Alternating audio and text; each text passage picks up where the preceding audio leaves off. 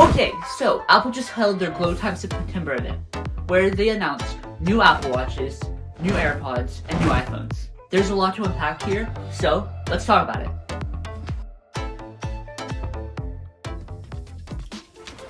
Okay, let's start how Apple did with the most disappointing thing, the new Apple Watches.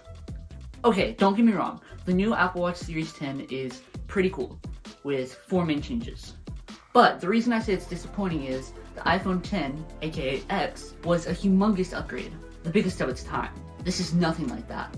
It is now thinner, but only by 10%. It has smaller bezels, and it can now detect sleep apnea, which is actually really cool. And the stainless steel option has now been replaced with a titanium one. This option has never really made sense to me though, because if you're gonna upgrade to titanium, it's only $100 cheaper than the Ultra, which has way more features. Speaking of the Ultra, they re-released the Apple Watch Ultra 2 with a new band and the first color option, black, which looks pretty sick. Speaking of new colors, they updated the entire AirPods line. Let's start with Airpods Max. This was just a small update with new colors and USB-C, finally. But I think a lot of people would have preferred a second-gen version, but no. And it still starts at the ridiculous $549 price point. Sorry, almost threw up my mouth saying that. The Sony XM5s are way better for over $150 less. Just saying. So what about the AirPods Pros? Apple's most popular headphones. Well, these didn't really get a hardware update as much as they got a software update containing really cool new accessibility features, like hearing protection, which reduces noise around you in loud settings, hearing test, which is a clinical grade test to learn more about your hearing, which Apple can then use for hearing aid, which has your AirPods act as a hearing aid for your surroundings, but it also adjusts the media you listen to, and it does this across all your devices. This can still be useful for people even if they have little to no hearing loss, because they'll make slight adjustments so you can hear more of your music and audio. This will be especially useful for me because I can't hear higher pitch frequencies out of my left ear. Anyways, the new AirPods models are the new AirPods 4s, which have USB-C so they sound better, new speakers so they sound better, and have been completely redesigned to have a better fit and be more comfortable. But wait, did you catch that? I said AirPods 4s. That's because they also released a new version of the AirPods 4s, in addition, that have noise cancellation and transparency mode. Now, the noise cancellation won't be as good as the Pros because they don't have ear tips, but the transparency mode very well could be. Now, this all starts at $179 with noise cancellation and $129 without it. iPhone time. Let's start with iPhone 16. So, like last year, there are 2 models, the 6.7-inch Plus and the 6.1-inch normal iPhone. So, the first thing you're going to notice about them is they have a new camera layout.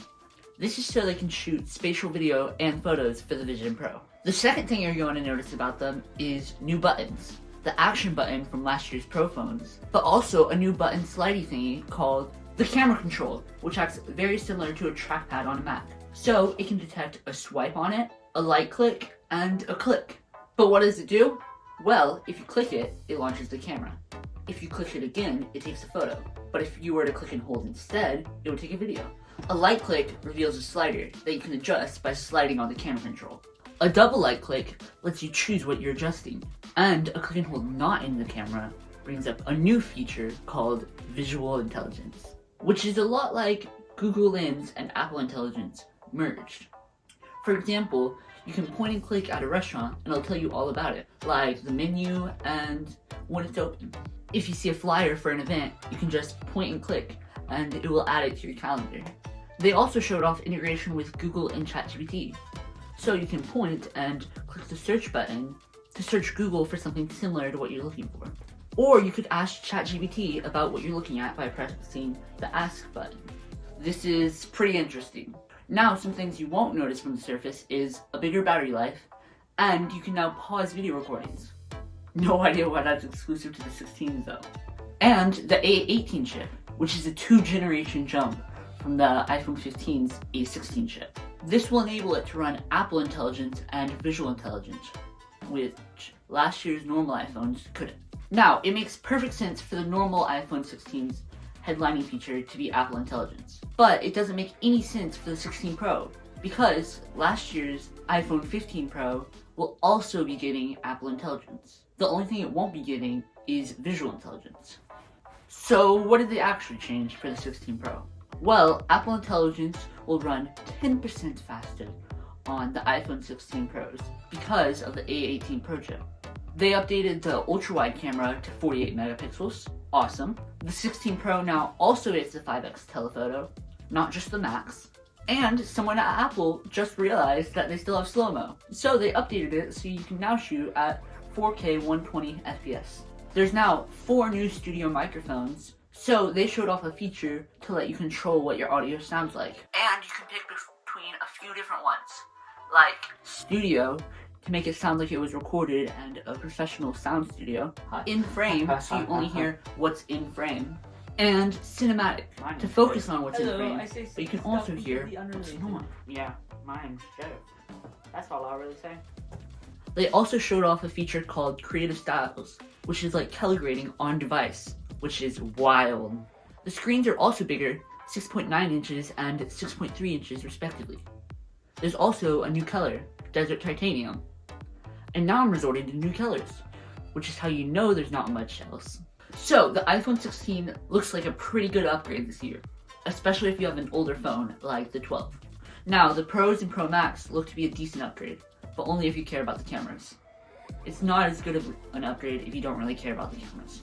Actually, if you want to upgrade and you have a Pro Max like a 13 or 12, I would highly recommend you consider the 16 Plus, because that will have the bigger screen and better battery life, and it will save you $300. Also, obligatory sorry to pass Brandon, they totally would.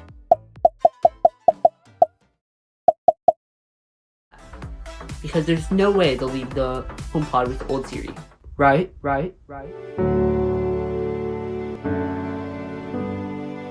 Fun fact, this was the longest September event ever on Apple's YouTube channel. And I just recapped it in under 10 minutes. So, if this helped you, leave a like, and give me your feedback down in the comments. I'd love to hear it. Anyways, you know what time it is. Subscribe and I'll see you next month. Peace! Hey, if you want to watch more videos of me talking, you can watch my most underrated video right here, and my most popular video right here. Bye for real now.